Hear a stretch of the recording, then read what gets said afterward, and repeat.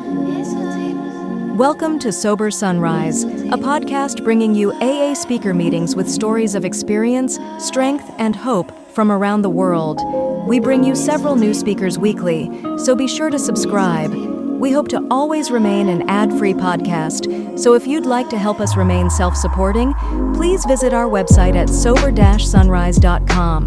Whether you join us in the morning or at night, there's nothing better than a sober sunrise. We hope that you enjoy today's speaker. Hi, everybody. I'm Steve Bordner. I'm an alcoholic. How are you tonight? You look good. Thank you for having me. My sobriety date's May 25th, 1979. And it certainly shocks me. I had no idea. You know, if you told me May 26, 1979, that come the year 2001, I'd be in Paramount, California, speaking at an AA meeting, I would have run out of there screaming. I have no idea what was going to happen. You just come here, you're dying because you got terminal alcoholism. I'm one of those alcoholics. I never had one day. Never got one day on my own. And I will tell you that in the 21 years and a couple of months I've been sober, I haven't been close to a drink. That's just my story. I know lots of people get thirsty and they may, you know, I think that's just makes sense to me. In alcoholic sobriety, in sobriety, getting thirsty makes sense to me. You know, especially when they have those commercials, like for Heineken, which is a sexual experience for a sober alcoholic. You know, that bottle goes by and then just that drop of water going down there and he starts in on you. It's beer. It's not real alcohol. It's healthy. It's got hops in it. It's really health food. You know what I mean? And I don't, you know, every once in a while I kind of go, I mean, there's drinks out there that fascinate me. Lots of drinks. I never had a Long Island iced tea. I know. See, when I say that, people encourage me to relapse. It's really great. People go, oh, man, you didn't have a Long Island. You really should go out over that, man, because come back, get a newcomer chip, because that's worth it. Long Island. And that looks like my kind of drink. This much booze, that much mixer. Had a buddy of mine, he had a glass that he could have put a fifth in with about this much Coke. His wife would come home and he'd be drunk. She'd go, how much do you have? One. Because that, you know, that's us for one. It's whatever a glass is one. I think it should be on the 20 questions. See, I got addicted to antique stores in sobriety. If if you're new, how many people are in their first year? I just want to see so I can kind of gauge welcome to Alcoholics Anonymous.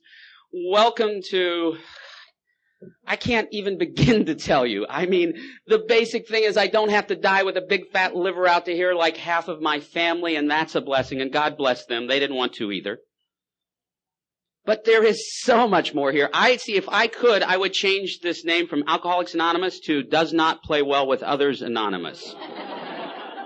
Because see, besides, I think, wait, said it, you know, it says that. And you know, it's such the speaker, I just am done. If I'm really spun tonight, it's because the San Fernando Valley Convention was this week. And I've been involved in that, and I have just had AA for, I am AA'd out. I have had a lot of toxic alcoholism, you know, around old-timers, and mostly.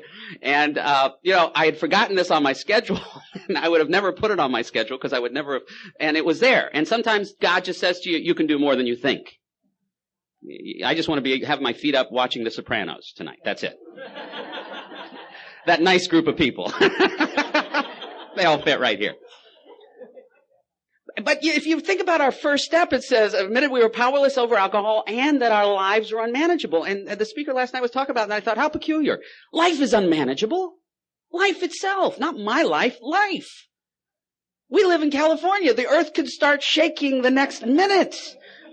You know, I mean, but I don't think you have to tell normal people life is unmanageable. They know that already. We're the ones who are confused about it. You know, you go out to some normal, you think you can manage life? Hell no, man. No, it's, well, you know, I can get my checkbook and go to job and do it, but there's a lot of stuff I can't manage. Not us. Not us. See, and I didn't come to Alcoholics Anonymous looking for God. I came thinking I was God.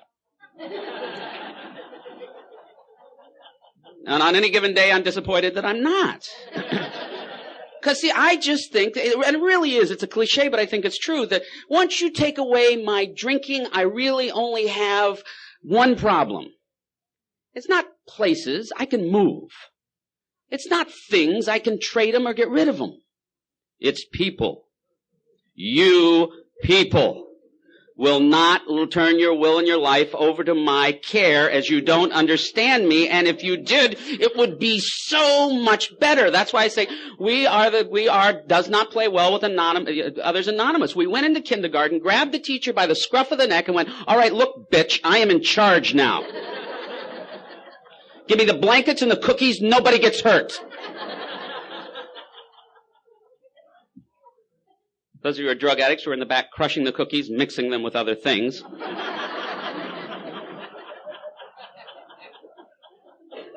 So let's take a little mini inventory, shall we? Okay, first of all, we got all the blankies, all the toys, and are selling the other children bad cookies.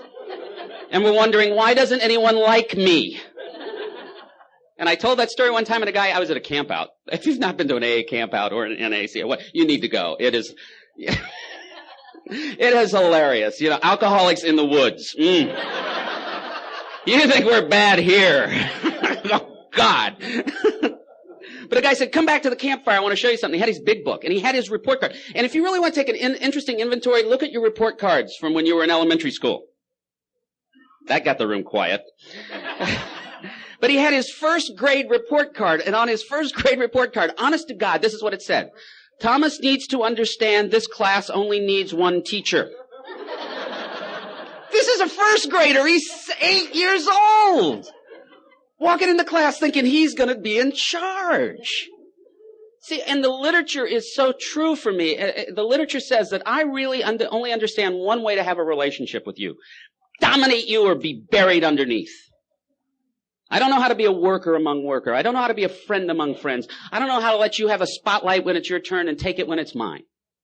I don't know how to walk into a room and try to make it as good a meeting for you as it is for me. I don't know how to give and take. I know how to demand and sulk. So, you know, too much relating going out of there. Because I'll tell you what I got hip to in the 4-step. And you are not going to hear much of a drunk log. I have been accused of the alcoholic with not a drunk log. I drank. I should have been the first one in my family dead. I just don't have a very interesting one. See, because most of the people that speak in AA have one of two kinds of stories. They were tied down in Folsom doing life, all tatted out. Now they run Microsoft. That kind of story. I'm short, I'm white, in jail, I'm an hors d'oeuvre. I'm not going, okay? I ain't going to Vietnam once. I ain't going. I had a high draft number, and I looked into Canada, and I'm an Army brat. You know, I wouldn't go to Vietnam. I don't jump out of airplanes. I get drunk and look for a hostage. That's about as dangerous as my life got. And some of them could kick my ass. So it was really... You know, so you're either tatted out doing life in Folsom, or you woke up in Reno with $100,000 in cash and 12 hookers in the room. That didn't happen either. Yet. So, you know, all I did was sit in my chair day after miserable day, drinking myself to death by seconds and inches, tip of the hat to Norm A, watching television, crying hysterically because they missed the word bubblegum on the $10,000 pyramid. Remember how you used to cry? I can't cry like when that's the one thing I miss about being drunk. You can't cry like that.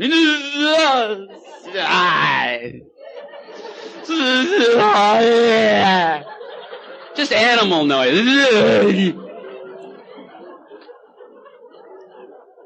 Somehow it was a mating call for codependent women, though, you know? You get the strangest girls show up for that. I know several of you in the audience tonight are, you know.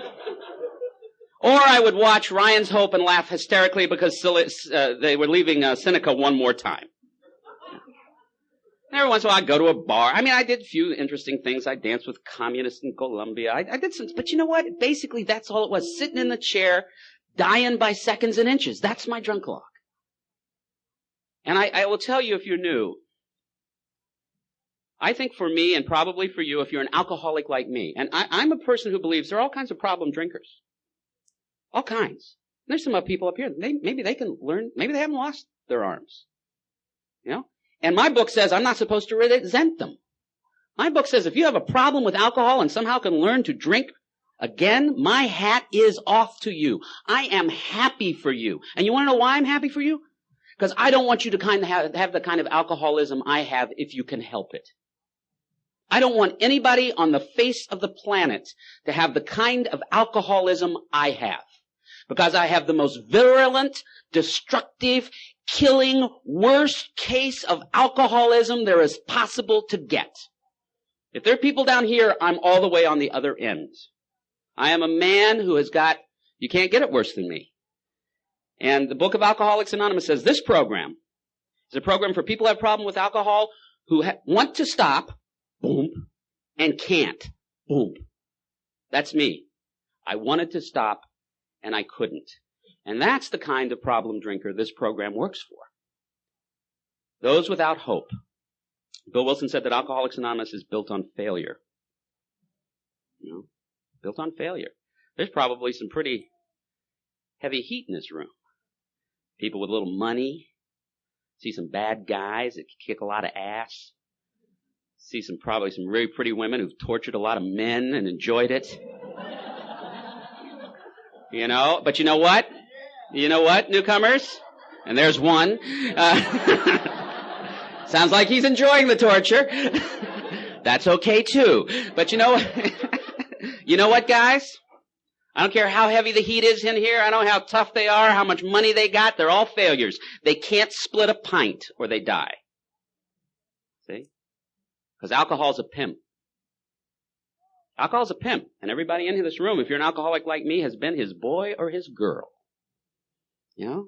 You're driving over to Dad's house for Thanksgiving. Just on the way, just going to make a little stop. Alcohol says, get in the car. And where's my money? You know, it's Christmas Eve and the kid's bike, they didn't put that one screw in there. You just need one wrench. You just got to go to the hardware store for a second, and on the way, alcohol says, get in the car. Where's my money? Mom's dying of stomach cancer, and you're going to be there for Mom, because Mom's always been there for you. You're on the way to the hospital. You're going to be there. You're going to show up. You're going to do your duty. Alcohol says, get in the car. Where's my money? You know, and then some nice judge or therapist sends you to A&A. And alcohol becomes Barry White. Oh, who loves you, baby? I'll be good to you, baby. Those people in AA, they don't understand you, baby. Just get back in the car, baby. Alcohol's a pimp. I mean, the great thing about drinking is there are no rules. There can't be any. I mean, I can pretend I have rules, but the basic rule is, okay, if you're new, I believe you can work one of two things. You can work the program of recovery in Alcoholics Anonymous, the 12 steps, or you can work the program of alcoholism and the 12 steps of alcoholism. But what you can't do is not work a program. It's a double bind. It means you can't win. You got one choice or the other, but what you can't do is not do something. Now, as I thought about that, I thought, well, what were the 12 steps I worked when I was out there drinking? This may have not been your drinking program, but this was my 12-step program. 1, I declared I was in complete control of my drinking and my life was fine and dandy. Thank you very much. 2, I always knew there was no power greater than myself, but all of you needed to be restored to sanity. 3, made a decision to turn my will and my life over to the care of alcohol because it was the only thing that understood me. 4, made a paranoid and immoral inventory of anybody but me. 5, admit nothing to nobody ever. 6, became entirely willing to have God punish you for all your defects of character. 7, humbly asked him to go bug somebody else. 8, made a list of all persons who had harmed me and became willing to take revenge upon them all. 9, took direct revenge whenever possible, especially when to do so would injure them and others. 10, continued to take your inventory, and when you were wrong, promptly told you so. 11, sought through alcohol and medication to improve my unconscious contact with myself. Praying only for what I wanted, when I wanted it, and the power to get it. And 12, having achieved spiritual death as a result of these steps, I tried to carry this message to other alcoholics and take just as many of them with me as I could. Now, in that program, there's only one tradition. I know Clancy did the traditions today. In the program of alcoholism, there's only one. Very easy workshop. Do whatever I got to do to get through the night. Do whatever I got to do to get the next drink. See?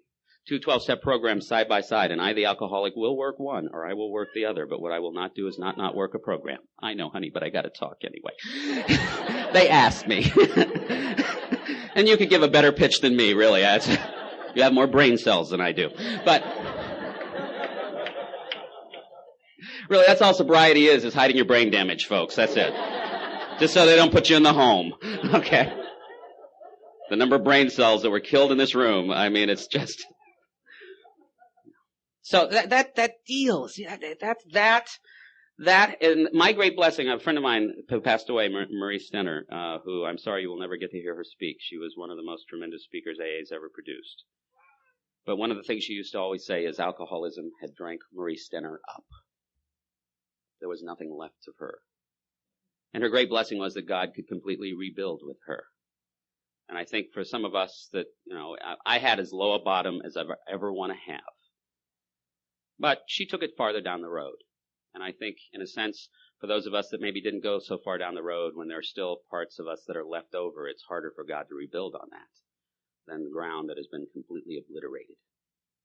And so for those of you who have gone very far down the road, you may be an empty vessel that God can use far greater than some of us who didn't. Because you have to remember one thing about Alcoholics Anonymous. It's the magic kingdom. 1 and 1 equals 3 here. There's absolutely no reason why one drunk talking to another should do anything but get us drunk, is it? That's a bar, isn't it? One drunk talking to another is a bar. And yet something happens here. And it's unexplainable. And I can't explain it to you. I can't explain why one person gets it and another doesn't. I can't explain why. I have 21 years. I've done the work. I have a sponsor. I go to meetings. I love meetings. I love the fellowship. I love service. I love doing the steps in retrospect, usually.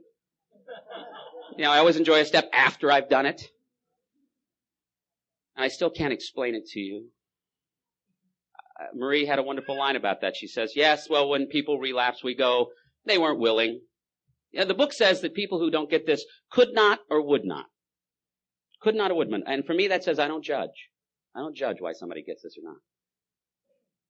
And the book says that of the people that came in, 50% get it right away, 25% get it after a time, and the other 25% get better of those who really try. And that's the optimal phrase there, of those who really try. Coming to Alcoholics Anonymous, sitting in a room, is not trying any more than going to the gym and watching people exercise is trying.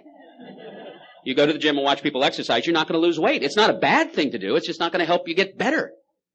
I got to get on the equipment. But what it says there is of those who really try. Those who really try, there are 25% of them that will never get permanent sobriety. That's what the big book says. Now, my experience of those who really try is like 95% get it. I think that's...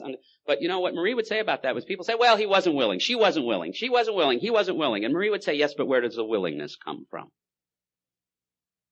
Where does the willing? From me? No. No. The willingness is a gift of God, too. And I can't explain why I got it and somebody else doesn't. I always tell people that go, well, I got this for myself. I say, well, then make your heart beat.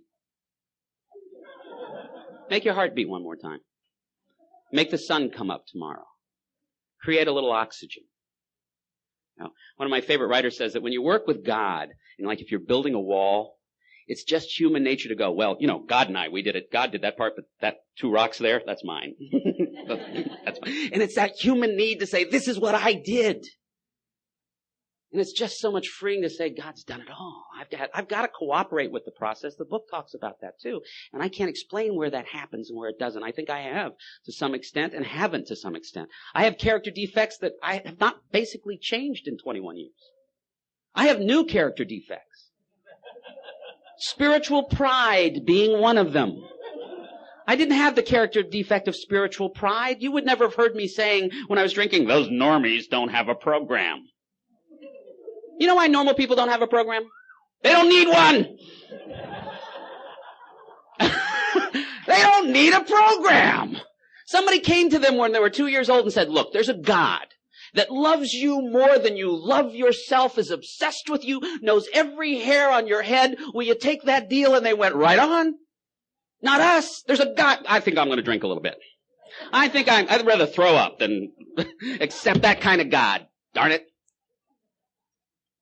And so, one of my favorite speakers in AA, who died 10 years before I ever got sober, Alan McGinnis, was an LA speaker, said that if you come and get sober, one day you're going to get everything you ever came to get in AA. Or you're going to find out you're never going to get what you came to get in AA. And then why are you going to stay sober? Why are you going to stay sober? And I stay sober, I guess for a number of reasons. I love AA. I love my life. But I stay sober because I don't want to go back to that world. And if you're new, I can say for you, I think, if you're an alcoholic like me, what I say for myself, if you drink again, we can predict with almost absolute certainty what will happen to you. I know I can predict with absolute certainty what's going to happen to me. Insanity, death, horrible things, destroying every loving relationship in my life. And I won't mean to. I'm not a bad person. I think alcoholics, my mother was an alcoholic. She loved me as much as a mother could love a child. She just couldn't do anything about her alcoholism because she didn't have the facts. One of the things I've learned from my inventory process is most of the harm I did was unintentional. I mean, I've actually set out to hurt some people, but most of my life, we don't intend to hurt, we don't intend to kill anybody in a car accident when we're going for another bottle. That's not our intention. We just need another drink. They just happen to be in the crosswalk. And that's what can happen if I drink again. I'll take your grandmother out. I won't mean to. Not my intention. I'm not a bad person. I'm just somebody. Well, actually, that is one of the lies they tell you in AA, if you knew, they lie to you here. They tell you they don't lie. That's a lie. They're all liars, guys. Remember, the thing you have to remember about old timers is they're alcoholics. I forget this about them. In this committee I was on, there was a woman in it. I completely forgot she was an alcoholic. I don't know what the hell she was doing on an AA committee. Just some nice person that dropped in to help. I just went up to her finally. I said, because I just met her, I said, I just have a hard time relating to you as an alcoholic. Then she told me her story. So you have to remember that those of us who have been around, we're not well or we wouldn't be here. In fact, I've never met an old timer yet that isn't severely hacked somewhere inside of them. When I got sober, it was wonderful. You'd see one old timer trying to fight another old timer over gratitude. Punctuation in the big book, I'm gonna kick your butt if I can get over there, It's true. Now, newcomers, if you really want to mess with old timers, because Alcoholics Anonymous is the most rigid program on the face of the earth, okay? We don't like to think that. We want to think we're alcoholics, we're bohemians, it's the Baptists, it's the Republicans, the Democrats, the Kiwans, they are rigid. No, we're more rigid than them. Now, if you don't think this is true, I'm going to give you a couple tests. You'll find out. But this is one of the places they asked me to go speak in La Cañada at a noon meeting one time, and they give chips out there, right? Now two things I love about this meeting. I drove in the parking lot. There's some guy talking to another guy with the big book open on a truck bed back there. I went, wow, this is a good meeting. The other thing I like about this meeting is you have all different kinds of ages in here, right? Because the problem with LA is you can go to a meeting where they're just like you. If you're old, they're all old. If you're young, they're all young. And I love meetings in LA where because where I got sober in South Carolina, it was just all kinds of ages, and that's the one great thing about LA, and one of the bad things about LA is that there's so many meetings you can go and not have to learn to get along with others. That's what I love about conventions. They always remind me my home group is not just AA. There's a whole lot of else AA going on out there. Because basically for us, AA is our home group, and I need to know that I'm connected. Need to know that. In fact, it was very funny getting sober in South Carolina. They were all retired sergeant majors. There's a little place there called Fort Jackson. It's a basic training center, which meant all the old timers were retired sergeant majors. And these were people who didn't care about your feelings. They never had a feeling. Why should you? They went through WW2 without a feeling. Why should you? And they just love little college, white, educated boys like myself, suburban. I was chairing one day and some little guy stuck his little bony finger in my chest and he went, Steve, if it's your mother's fault you're drinking, why ain't she waking up sick? I haven't got an answer yet. For 21 years, I've tried to come up with an answer. And if I ever do, I'm going to dig that guy up. This is why! Because listen, guys, I blame my mother for and it had something. Why? Let me just say this. I'm very interested in why. I love why. Why? AA is kind of an anti-why. Don't ask why. Don't need to know why. Bill Wilson didn't know why. Dr. Bob didn't know why. Lois knew why. It's an Al-Anon question. Great. If you don't need to know why, God bless you. You probably have a more sane like me. I love to know why. But you know what? Why I drank does me no good while I'm drinking. While you're drinking, why will do you no good. On sobriety, you can explore why all you want. And I have lots of reasons. Probably growing up in an alcoholic. I love people who say, now I always understand people who say, there's no alcohol in my family, don't know how I'm an alcoholic. And people like me that say, alcohol all over the family, I guess that, I got it, But the ones I never understand is, yeah, everybody in my family was an alcoholic, has nothing to do with my alcoholism. Oh, so apple trees don't make apples. What the hell is that about? Of course it has something to do with my alcoholism. I'm not blaming anybody. My mother solved her problems like doing this.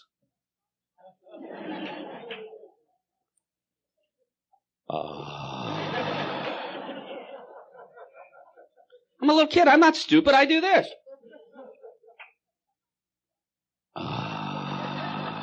See, I'm an alcoholic, guys.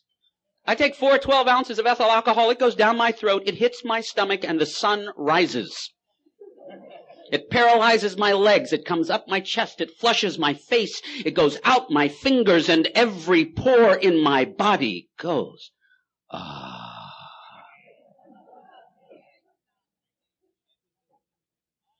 You're jonesing, aren't you?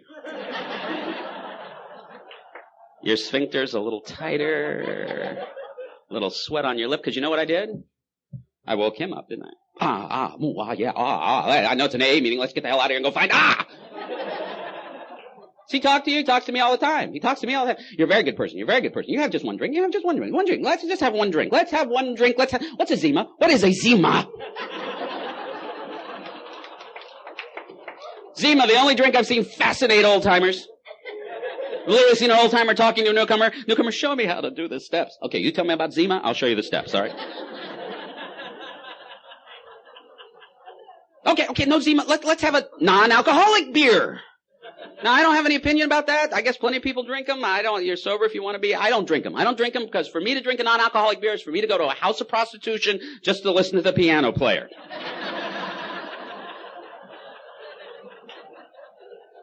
See, I'm going to tell myself I'm just going for the Bach, the Mozart. I'll get a room, okay? So, now if you're new, he talks to you just a little differently than he talks to me. He says things like, I just think we should listen to her the whole hour. We'd be much better off. Okay, ooh, cool. She's just cool. And you know what I love about that? And this is not only being an alcoholic, but coming in an alcoholic home. And my mother was a wonderful woman when she wasn't drinking. She doesn't have to worry about giants being intoxicated in her world. They say one thing about kids that grow up in alcoholics' homes. They would lie when it's just as easy to tell the truth. You know why we do that?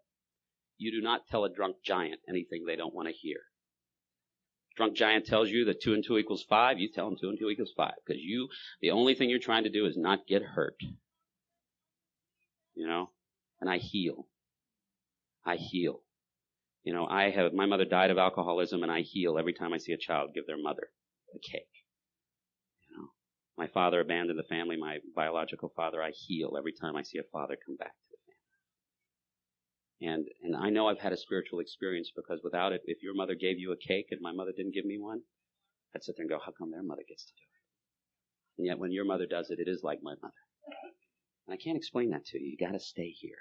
One day you're going to get sober and somebody's going to come into the meeting and they're going to get a year and you're going to be in your seat and you're going to be as happy for them as if it was you. It's not your best friend. It's not just somebody that you care about. And all of a sudden you're going to realize, I never felt that before. My whole life I just never felt something for somebody else that had nothing to do with me. New freedom and new happiness.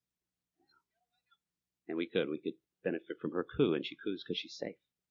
She's safe in this room, I love kids in AA meetings. They just run to all of you.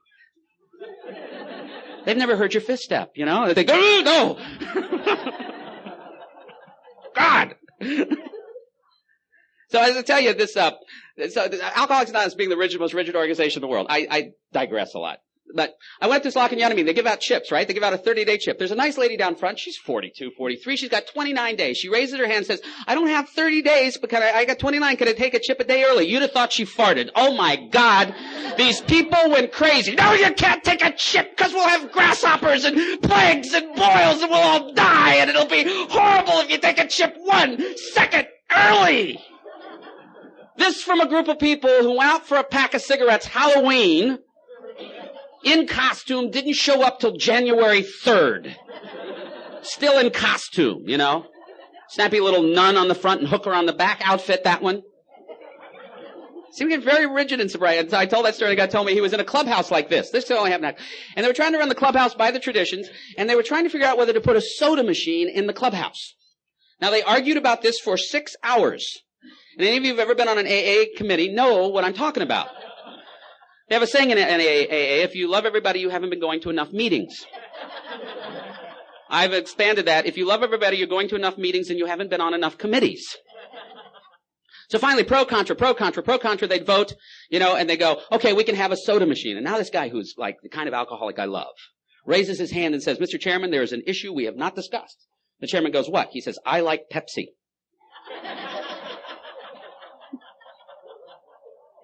And he knew what was going to happen. The chairman was going to come out because now he knew another 6 hours. Pepsi, Coke, Akron, New York, Bill, Bob, it was just going to go on forever. So if you're new, I suggest next time you with this group, you get on the picnic committee. And next time you're there, and then you just, and the committee meeting goes, and then you go, you raise your hand and you go, Mr. Chairman, Miss Chairman, I'd like to move the picnic tables over there this year. I'll tell you what's going to happen. It's going to get very quiet. And the oldest of the old-timers is going to get up on their 4'2" height in their walker and go, we don't move the picnic tables here at the Paramount Speakers Group. Bill Wilson had potato salad right there. Dr. Mark broke a little wind right over there. It's good enough for them, it's good enough for you, young'un. Most rigid organization on the face of the earth. Having 21 years, I'm not an old-timer, I'm just in the old-timer training program, where they teach you to say things like, didn't have 12 steps when I got sober, had 39. Didn't have chairs, we sat on rocks. Didn't have coffee, we drank fungus. Very hard program. Let me just tell you something if you're new. This is the greatest time in the history of AA to be a member of AA. Okay? I am tired of being places where it was better before I got there. Apparently this country was better before I was born. Right? Apparently AA's golden age has not passed. These are your good old days. There were benefits then, and there are benefits now. But this is the greatest time in the history of AA to be a member of AA, and the very same program that was in Akron in 35 is in this room tonight. And we use different language.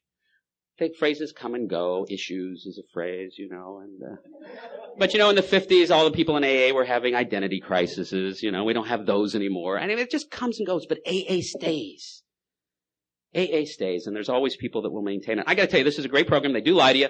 I just want to tell you, they do lie, newcomers. I lie to newcomers all the time. They call me up, ring, ring, ring, 4:30 in the morning, right? Because they had the crisis at 9. She broke his heart at 9. But he's gonna do it on his own till 4:30. Then he needs to talk to me. And I sponsor really neat guys. They say, well, how could I not fight with her so much? And I say things like, well, I think if you don't say, look, bitch, the fight will go better. And they kind of look at me, not really believing I'm telling them the truth. They're kind of going, you really? If I don't say, look, bitch, well, really? It'll go better? Really? I said, don't talk about her mother either. It's not good. And they go, well, if I don't say that, what should I say? I said, maybe, look, honey, how about sweetheart? You're out of your mind. Stuff won't work. So they call me up at 4 o'clock in the morning. Me, my, they, me, my, they, me, my, they. And if you're new, do not feel bad. That's every alcoholic in this room. I would love to videotape everybody when they come into AA, so when they speak in the international, we show on the big screen, me, my. Is this being taped? Yeah. Then I won't mention that person's name. But but there are people who've been here recently. Wouldn't you like to see them? Even maybe this afternoon. Me, my. Because it was all of us. It was all of us. So here's what I do. Me, my, they won't invite me to the party I don't want to go to. Me, my, they. And I go, read page 19. Click. I don't know what's on 19. Haven't read 19 in months. 10 minutes later, ring. Thank you so much. 19 saved my life. My God, you're the greatest sponsor on the face of the earth. Click. So then I have to read 19, Find out what I said. So I can take a little credit for it. So this is how crazy this program is. The thing they don't explain to you here, and I'm going to do this very quickly. For those of you on tape, that pause was because the very tall and good-looking speaker walked away from the microphone. What are you laughing at? They're laughing because it's so true. Anyway. All right, so they give you this God, right? We have this weird God. My spiritual grandmother, Alabama, used to always say that. She said, you're not a bad person trying to get good. You're a sick person trying to get well. Lie! That's a big lie. Let me explain that to you. If you're not a bad person trying to get good, but just a sick person trying to get well, how come you got to do a moral inventory? Last time I looked, heart patients weren't doing moral inventories. Last time I looked, people with sugar diabetes weren't going, Fred, when you're out of town, I slept with Ethel, I won't do it anymore. No alcoholics do moral inventories because some of the stuff I did drinking, I didn't mean to, was pretty crappy. And every once in a while, some of the stuff I do sober is pretty crappy. You know? And living with it will kill me. The wrongdoings of others, fancied or real, have the actual power to kill someone like me. I will destroy my car, proving to you you can't tell me what to do. This is about 9. You know? They also say there's no Chiefs and Alcoholics Anonymous, there's only Indians. That's a lie. This is what AA is. AA is all chiefs pretending to be Indians so they don't die with a big fat liver out to here. Because the physics are, right now, is this room is not big enough for the egos that are presently in this room. So they give you all this 4-step, and you know, and I was going to say earlier, you know, we talked about that I only know how to bury buried underneath or dominate you. See, one of the things I learned in the inventory, it says I only have basically 4 character defects: selfish, dishonest, self-seeking, and frightened. And I love that because it's so simple, and I have a very complex world, and I like simple. Now, I'll tell you what dishonest means. Dishonest means, you know, I lie. I wasn't there. I know, you have videotape. Your sister was there too, but I wasn't there. That's just, but you know where else it's dishonest? You know else how I found out through the inventory process? You hurt my feelings. You say something. And either you mean to hurt my feelings or I think you do, and you know what I do? I just don't talk to you anymore. I mean, I'll say hello and how are you, but you're dead man walking. You're not leading my meeting. You're not coming to my house. If I'm leading the meeting, your hand can freeze off. If it's a participation meeting, you're not getting on the podium. And you know how that's dishonest? I've never gone through, talked to my sponsor, talked about the resentment, figured out what I need to do, and come to you and say, look, this bothered me. What can we do? I never give you another chance. You're just dead. And you know what? You can run out of people really quick that way. I love people in AA goes, I haven't got any time for people for bullshit. Then you have no time for anybody else, including yourself. Because all of us are incredibly full of caca any amount of the day. That's what being a human being is, full of caca a good deal of the day. You know? So we are perfect. We are perfectly imperfect, and that's what I hate. See, I have this thing in the back of my head. If I do the steps long enough, I'm gonna get okay. And in my case, this may not be your case. Because see, many of you thought you were too good for AA. That seems to be, I really didn't think I was good enough. I didn't think you'd let me in. I didn't think I could belong. You know, I never think I was too good for AA. I just didn't think I could ever belong. And you guys have done so much for that. But, yeah, I'm just going to tell you one story. Okay, this is that stinking rotten 10th step. Because the hardest thing in the world is for an alcoholic to admit they're rude. You know, and it's really crazy. I talked to somebody about this tonight that was beating themselves up. I said, we have a program, 12 steps. One of them says, and went wrong.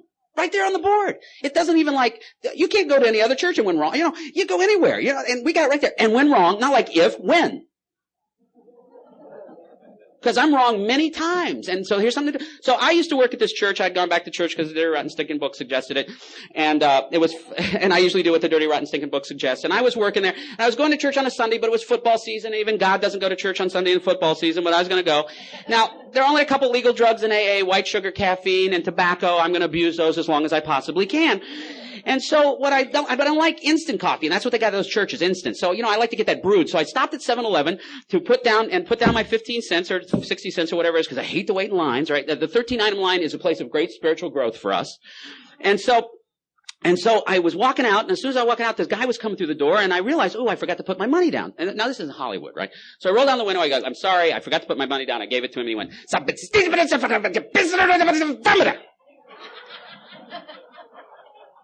already he's pissing me off, I'm born in the country, I got Bupkas, he's here 10 minutes, he's got a 7-Eleven, But I'm just so ticked, and the red veil came down, and I was there before I was there, and I got out of the car, I said, just being kind and loving in all my affairs, hey, you come here!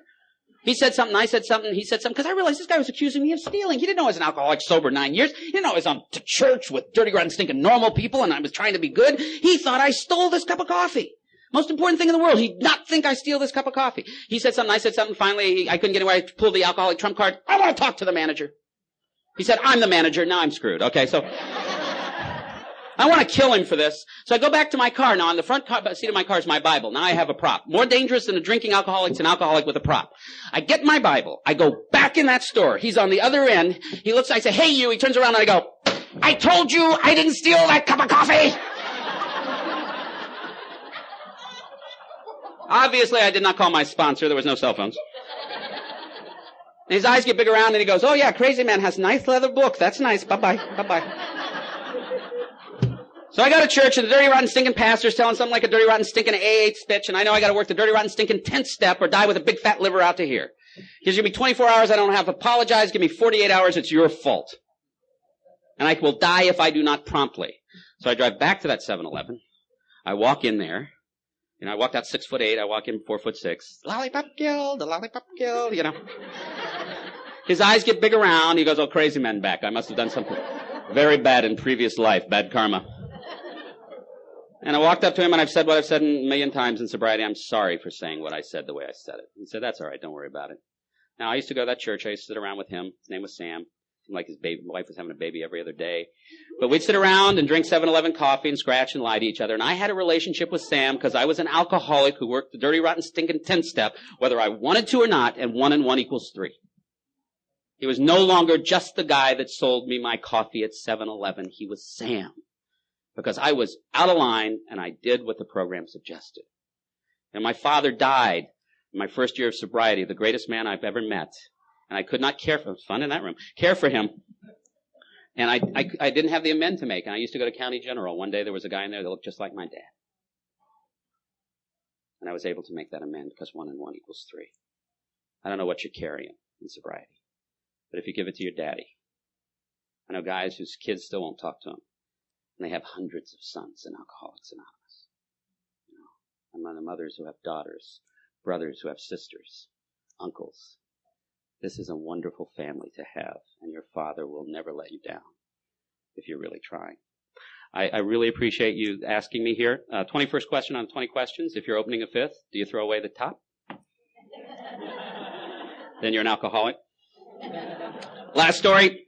3rd step story. This is the kind of God we have here. Drunk's on his way home. He's sick. He's hurting. He's been on a run. On his way home, he runs into God. God's got something in his hand. The drunk goes, what's that? God goes, this is sobriety. And the drunk goes, oh man, I'm hurting. I need that. How much does it cost? And God goes, well, how much you got? And the drunk goes, well, I got about $50. And God goes, okay, for you, sobriety costs $50. And the drunk, trying to back out of the deal, goes, whoa, whoa, whoa, whoa. If I give you all $50, I won't have any gas for my car. And God goes, oh, you have a car? Sobriety is going to cost you your car. And whoa, whoa, if I give you my car, how am I going to get my job? God goes, oh, you have a job. You have a job? Sobriety is going to cost you your job. He says, whoa, if I give you that, how am I going to pay for my house? He says, you have a house? I thought you were in the cardboard box down by the railroad tracks. No. Sobriety costs you your house. He said, well, if I give you that, what about my wife and my kids? A family. You have a family. No, sobriety costs you your family. The drunk goes, well, if I give you all that, what good is my life? And his father looks at him and says, that's right. Yeah, thank you. That's an amen. Sobriety costs you your life. And because the drunk is at that magic moment of surrender, he's willing to give his daddy his car and his house and his wife and his kids and his job, his money, his life. His father looks him in the eye and says, all right, I'll give you sobriety. And I'm going to give you your money back. It's not your money anymore. It's my money. But you get to spend it for me. Give you your car back. It's not your car anymore. It's my car. You get to drive it for me. Give you your job back. It's not your job anymore. It's my job. You get to work it for me. Give you your home back. It's not your home anymore. It's my home. You're going to live in it for me. Give your family back. But based on your behavior, they have a right never to talk to you again. But I'm giving them back to you because it's not your family. It's mine. And you're going to take care of them for me. I give you your life back, and it's never your life ever again. It's my life. But you're going to live it for me. That's the deal that a loving God creates with every alcoholic in this room, and they're just willing enough to turn over something they could never manage in the first place. Thanks for letting me share.